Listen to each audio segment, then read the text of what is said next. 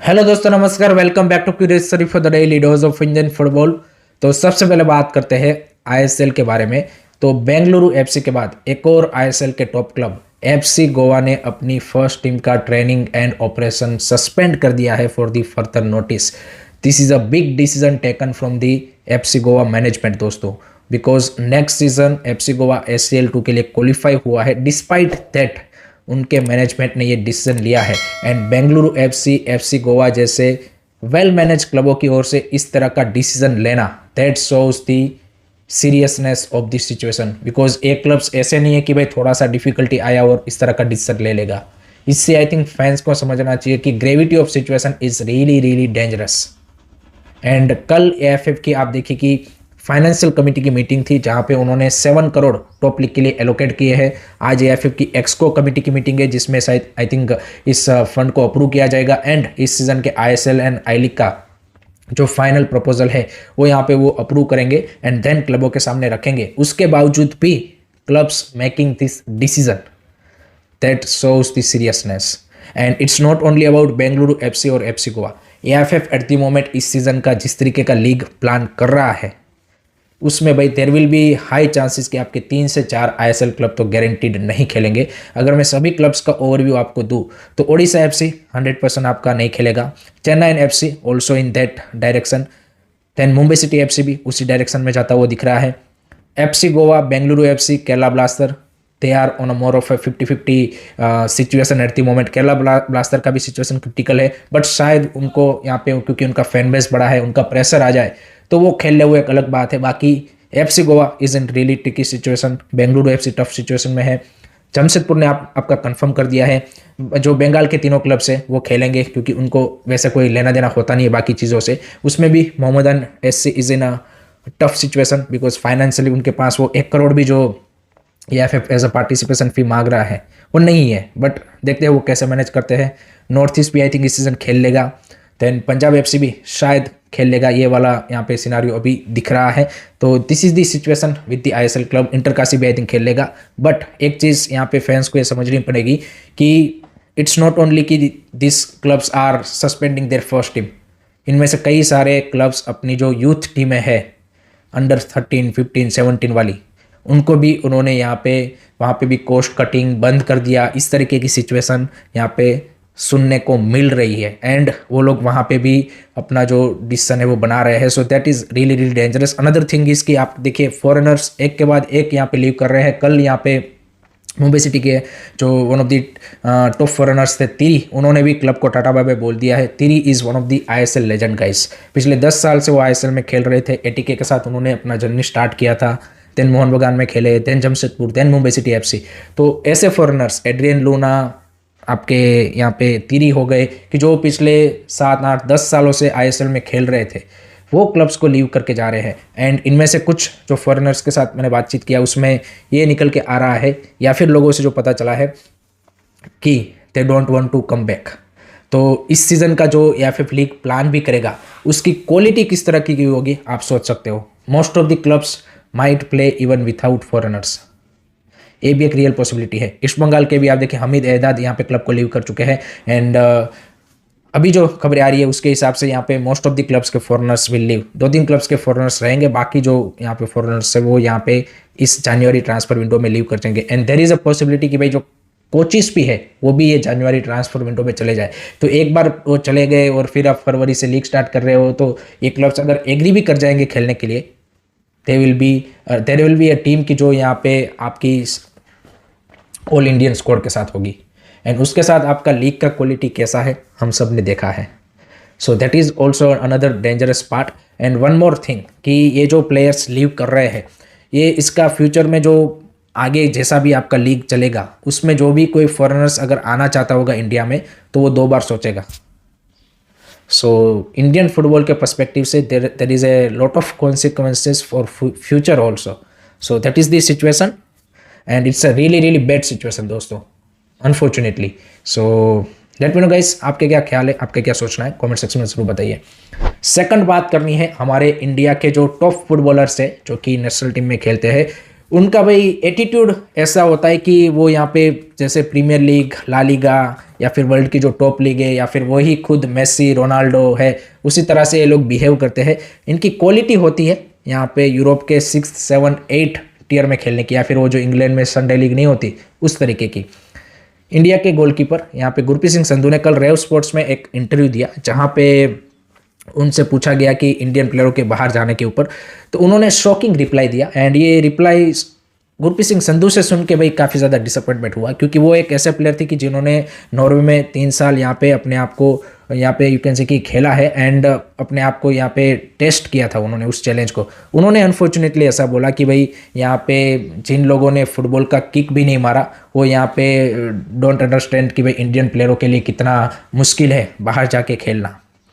तो भाई आप ही के captain leader legend Sunil Chhetri ने खुद आपका एग्जाम्पल देके 2-3 साल पहले बोला था कि भाई यहाँ पे यंग इंडियन प्लेयर्स को और ज़्यादा बाहर जाना चाहिए ताकि वो अपने आप को टेस्ट कर पाए। अभी भी आप देखिए कि जो इंडिया के सुनील छेत्री या फिर गुरप्रीत सिंह संधू खुद क्यों यहाँ पे बेटर फुटबॉलर बन पाए, बिकॉज वो यहाँ पे बाहर गए एंड वहाँ का चैलेंज उन्होंने लिया, वो उनके यहाँ पे फुटबॉल को उन्होंने इम्प्रूव किया। एंड आप अफ्रीकन प्लेयर उठा लीजिए, कोई भी आप साउथ अमेरिकन प्लेयर उठा लीजिए, क्या उनके लिए ये यहाँ पे यू कैन से कि केक वॉक था? यूरोप में जाके सीधा ही उनको Barcelona, real Madrid, Chelsea, Manchester United उन्होंने साइन कर लिया। ये सब प्लेयर के लिए नहीं होता भाई। कोई भी आप African, south American, even Asian, आप देखिए जापान की लीग इतनी बढ़िया है तो भी भाई जापान के नेशनल टीम के सारे player 90% players play in the Europe. तो उन्होंने भी कोई, उनके लिए भाई कोई यहाँ पे यू कैन से कि सोने की प्लेट सजा के यहाँ पे यूरोपियन क्लब्स नहीं खड़े थे कि तुम आ जाओ। रास्ता उनके लिए भी मुश्किल ही रहा है भाई। एंड अफ्रीकन प्लेयरों की और साउथ अमेरिकन प्लेयरों की अगर आप जर्नी देखेंगे, हमारे यहाँ पे बोलते हैं लोग कि भाई हमारे यहाँ पे मोस्ट ऑफ दी जो फुटबॉलर्स है वो यहाँ पे काफ़ी मतलब यू कैन से कि हम्बल बैकग्राउंड से आते हैं। उनका भी अगर अफ्रीकन एंड साउथ अमेरिकन प्लेयरों की अगर आप स्टोरी सुनेंगे, you will be shocked guys. And despite that all of this challenges, वो यहाँ पे एक अपना जो मुकाम है वो यूरोपियन फुटबॉल में चैलेंज जहाँ पे सबसे ज़्यादा है वहाँ पे बनाते हैं। बट हमारे प्लेयर्स और पर्टिकुलरली गुरप्रीत सिंह संधू जैसे प्लेयर से इस तरह का स्टेटमेंट आने से जो भी कोई अगर यंग फुटबॉलर यहाँ पे उस चैलेंज को लेने के लिए यहाँ पे हिम्मत जुटा रहा होगा, वो भी भाई यहाँ पे इससे डीमोटिवेटेड हो जाएगा कि भाई देखो ये हमारा एक प्लेयर जो वहाँ पे गया हुआ है, खेल के आया हुआ है, वो खुद ऐसा बोल रहा है कि यहाँ पे कितना डिफिकल्ट है। So that is the really sad from someone like Gurpreet Singh Sandhu to make this kind of statement. But Indian top footballers known for this thing, and उनको भाई यहाँ पे एट द मोमेंट भी आप देखिए कि उनमें वो हम्बलनेस या फिर वो जो एक आपका क्या बोलते हैं कि बिहेवियर है, वो जिस तरीके का शोकेस किया जाना चाहिए था वो उन्होंने अनफॉर्चुनेटली नहीं किया है। एंड तभी ये एज अ फैन ये ख्याल आता है कि भाई ये जो हो रहा है सही हो रहा है इन लोगों के लिए, because this people don't deserve it, as simple as that.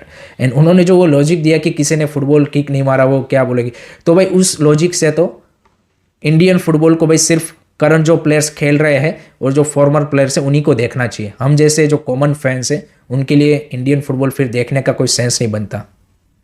इनका यही लॉजिक अगर फॉलो किया जाए तो कोई सेंस नहीं बनता।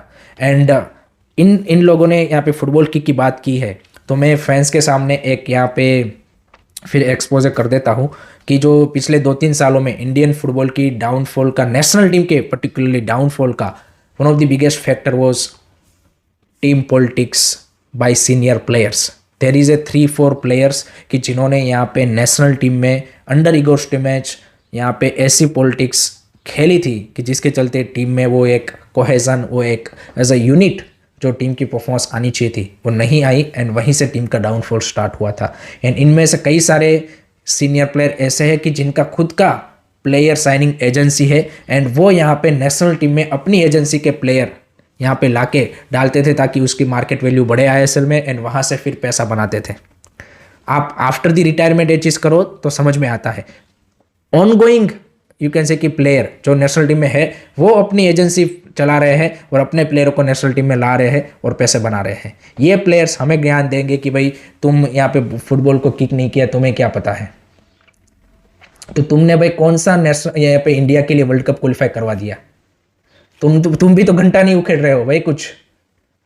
सो this are the reality of this so called big players of Indian football team. And इनका भी भाई जितना हम एएफएफ को गालियाँ देते हैं, this players deserve same you can say कि एंगर, टू बी ऑनेस्ट। जिस तरीके से इन्होंने इंडियन फुटबॉल का भरता बिठाया है, this people deserve this. What do you think?